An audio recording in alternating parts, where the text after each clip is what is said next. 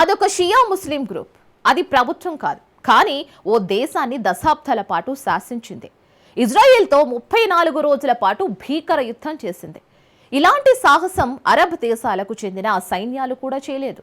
అప్పటి నుంచి ముస్లిం దేశాల్లో ఆ గ్రూప్ హీరోగా మారిపోయింది. కానీ ఇప్పుడు అదే గ్రూప్ జీరో స్థాయికి చేరుకుంది. ఆ గ్రూప్ వద్ద ఉన్న ఆయుధాలను అప్పగించాలంటూ ప్రభుత్వం ఆదేశిస్తోంది. అందుకు ఈ ఏడాది చివరి వరకు గడువు ఇచ్చింది. 2006లో ఇలాంటి దేశాలను ఆ గ్రూప్ నిరాకరించింది. అయితే ఇప్పుడు కూడా ఆ షియా గ్రూప్ ఆయుధాల అప్పగింతకు నిరాకరిస్తుందా? నిరాయుధీకరణకు ఒత్తిడి చేస్తోంది ఎవరు? ప్రభుత్వం చెప్పినట్లు గ్రూప్ వింటుందా? Watch the story. లెబనాన్లో హిజ్బుల్లా శకం ముగిసిందా? హిజ్బుల్లా ఆయుధాలను వదిలేస్తుందా? ఇజ్రాయెల్ దెబ్బకు హిజ్బుల్లా కోలుకోలేదా? పశ్చిమాసియాలో కీలక పరిణామం చోటు చేసుకుంది.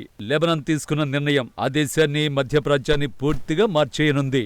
లెబనాన్ అనగానే అందరికీ గుర్తొచ్చేది ఒక గ్రూపే, అదే సాయుధ దళం హిజ్బుల్లా.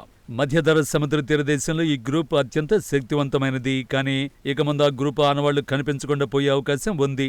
ఎందుకంటే లెబనాన్ ప్రభుత్వం కీలక నిర్ణయాన్ని ప్రకటించింది. హిజ్బుల్లా వద్ద ఆయుధాలను తొలగించాలని ఆ దేశ ఆర్మీకి ప్రభుత్వం ఆదేశించింది.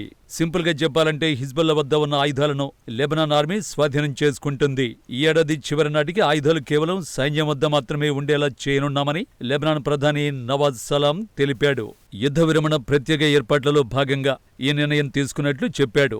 ఈ ప్రణాళికను ఆగస్టు 31లోగా మంత్రిమండలికి సమర్పించి చర్చించి నిర్ణయం తీసుకుంటామని సలాం వివరించారు. హిజ్బుల్లా నేపథ్యాన్ని చూద్దాం. హిజ్బుల్లా షియా తీవ్రవాద సంస్థ. ఈ గ్రూపునకు ఆయుధాలను, నిధులను ఇరాన్ పాలకులు అందించారు. ఇరాన్ మద్దతు ఉన్న ఈ గ్రూప్ లెబనాన్లో కీలక పాత్ర పోషించింది. లెబనాన్లో ఈ గ్రూప్ స్ట్రాంగ్ గా మారడానికి 2 అంశాలు దోహదపడ్డాయి. మొదటి అంశం, హిజ్బుల్లాకు స్థానికంగా భారీగా మద్దతు ఉంది. లెబనాన్లోని 32% మంది ప్రజలు షియా ముస్లింలు. వాళ్లలో చాలా మంది హిజ్బుల్లా అంటే పడి చస్తారు.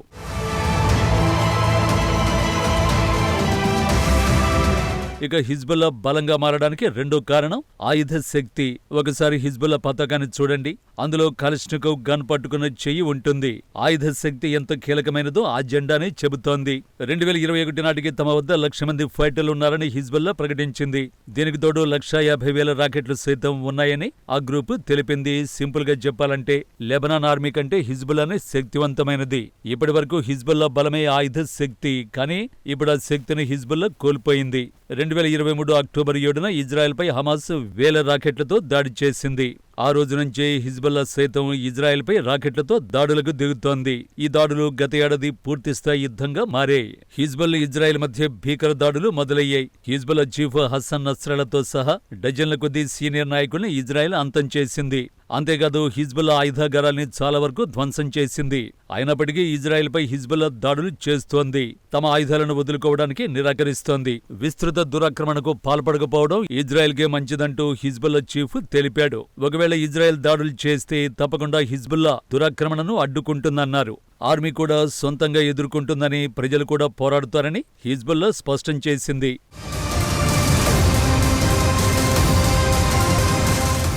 నిజానికి హిజ్బుల్లా విషయంలో లెబనాన్ ప్రభుత్వం తీసుకున్న నిర్ణయం రిస్క్తో కూడుకున్నది. ఎందుకంటే హిజ్బుల్లా మళ్లీ ప్రభుత్వంపై తిరుగుబాటుకు దిగే ప్రమాదం ఉంది. దీంతో మళ్లీ ఘర్షణలు, విధ్వంసాలు మొదలవుతాయి. అయితే ఎందుకు బీరూట్ రిస్క్ తీసుకుంటోంది? ఈ ప్లాన్ వర్కౌట్ అవుతుందా? ఒకసారి ఈ నిర్ణయం తీసుకున్న టైమింగ్ చూడండి. హిజ్బుల్లాను నిరాయుధీకరణ చేయాలని అమెరికా ఒత్తిడి చేస్తోంది. గత ఏడాది హిజ్బుల్లా ఇజ్రాయెల్ మధ్య శాంతి ఒప్పందాన్ని అమెరికా కుదిర్చింది. అయితే అప్పట్లో హిజ్బుల్లా ఆయుధాలు వదిలేయాలని అమెరికా షరతు విధించింది. ఇప్పుడు ఆ పని చేయాలని లెబనాన్పై అమెరికా ఒత్తిడి పెంచుతోంది. ఆ తర్వాతే ఆర్థిక సాయం అందిస్తామని అమెరికా తేల్చి చెబుతోంది. ప్రస్తుతం లెబనాన్కు సాయం చాలా అవసరం. ఆ దేశ ఆర్థిక వ్యవస్థ అత్యంత దారుణ స్థాయికి పడిపోయింది. యుద్ధానికి ముందు నుంచే లెబనాన్ దివాలా తీసింది. హిజ్బుల్లా యుద్ధం ఆ దేశాన్ని మరింతగా కొంగదీసింది. ఇప్పుడు యుద్ధ బాధిత ప్రాంతాల్లో పునర్నిర్మాణం అనేది అత్యంత వ్యయ ప్రయాసాల ప్రక్రియ. లెబనాన్ పునర్నిర్మాణానికి $100 కోట్ల అవసరమని ఐక్యరాజ్య సమితి అంచనా వేసింది. ఇప్పుడు లెబనాన్లోని పౌర ప్రభుత్వానికి పశ్చిమ దేశాల సాయం చాలా అవసరం. అందుకే ఏడాది చివరి నాటికి ఆయుధాలను ఆర్మీకి అప్పగించాలని హిజ్బుల్లాను ప్రభుత్వం కోరుతోంది. అయితే ఈ ప్లాన్ నిజంగా అమలవుతోందా?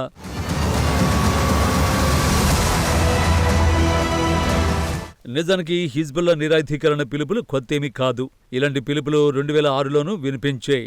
అప్పట్లో కూడా ఇజ్రాయెల్ హిజ్బుల్లా మధ్య భీకర యుద్ధం జరిగింది. 34 రోజుల తర్వాత యుద్ధాన్ని ఇరు వర్గాలు నిలిపేశాయి. అప్పట్లో హిజ్బుల్లా ఆయుధాలను వదిలేయాలని ఐక్యరాజ్యసమితి భద్రతా మండలి ఓ తీర్మానాన్ని ఆమోదించింది. అయితే అప్పట్లో హిజ్బుల్లా నిరాయుధీకరణకు నిరాకరించింది. అప్పట్లో హిజ్బుల్లా శక్తివంతంగా ఉంది. ఇజ్రాయెల్తో యుద్ధానికి ఏ అరబ్ దేశం సైన్యం కూడా ఎత్తిరించలేదు. అలాంటిది హిజ్బుల్లా 34 రోజుల పాటు ఇజ్రాయెల్ దాడుల్ని తట్టుకుంది. 2000లో హిజ్బుల్లా పవర్ఫుల్ గా మారింది. అప్పట్లో తమ బలాన్ని వదిలేసేందుకు ఇజ్రాయెల్ నిరాకరించింది. కానీ ఇప్పుడు పరిస్థితులు మాత్రం భిన్నంగా ఉన్నాయి. హిజ్బుల్లాకు నాయకత్వం వహించిన నాయకుడు నస్రల్లా ఇప్పుడు లేడు. చాలా మందికి అతడు ఉగ్రవాది, కానీ లెబనాన్లో మాత్రం అతడొక గౌరవమున్న నాయకుడు. నస్రల్లా ఓ మంచి వక్త. 1992 నుంచి చనిపోయే వరకు హిజ్బుల్లాకు నస్రల్లా నాయకత్వం వహించాడు. అతడి మరణంతో హిజ్బుల్లా ఎత్తులు వేసే నైపుణ్యాన్ని కోల్పోయింది. ప్రజల్లో మద్దతును కూడగట్టే నాయకుడు ఆ గ్రూపునకు కరువయ్యాడు. అంతేకాదు ఇప్పుడు హిజ్బుల్లా మిలిటరీ శక్తి కూడా బలహీనపడింది. 2006లో నిరాయుధీకరణకు తిరస్కరించింది. కానీ 2025లో ఆ పరిస్థితి కనిపించడం లేదు. ఇజ్రాయెల్ దెబ్బకు భారీగా హిజ్బుల్లా ధ్వంసమైంది.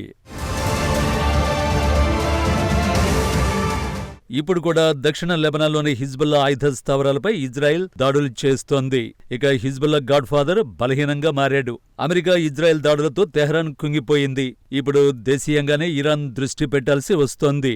ఇప్పుడు హిజ్బుల్లాకు ఇరాన్ సాయం చేయాలన్న కష్టంగా మారింది. గతంలో ఇరాన్ నుంచి ఇరాక్, సిరియాల మీదుగా లెబనాన్కు ఆయుధాలను తెహ్రాన్ స్మగుల్ చేసేది. ఇప్పుడు ఆ పరిస్థితి లేదు. సిరియాలో ఇరాన్ అనుకూల ప్రభుత్వం కుప్పకూలింది. సిరియాలో ఇరాన్ పాత్రను కొత్త పాలకులు సహించడం లేదు. ఈ పరిణామాలన్నీ హిజ్బుల్లాకు ప్రతికూలంగా మారాయి. ఇప్పుడు తమ వద్ద ఉన్న ఆయుధాలను సైన్యానికి అప్పగించాల్సిన పరిస్థితి ఏర్పడింది. దీంతో హిజ్బుల్లా పవర్ అదృశ్యం కావచ్చు.